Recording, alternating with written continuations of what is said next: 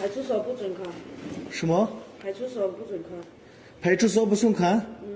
派出所不愿意吗？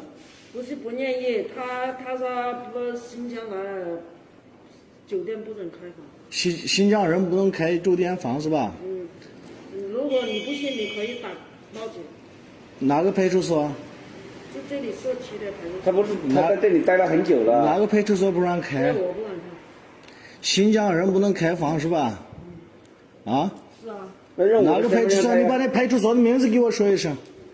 你可以打电话报警过来吗？我不报警哦。你不要跟我说，他交代过了，他就不说不准开就不准开。派出所都不能开是吧？不能开，走了，走了。不能开就走了嘛。我也想赚钱了是吧？这个你要理解。看兄弟们啊，中港酒店，广州，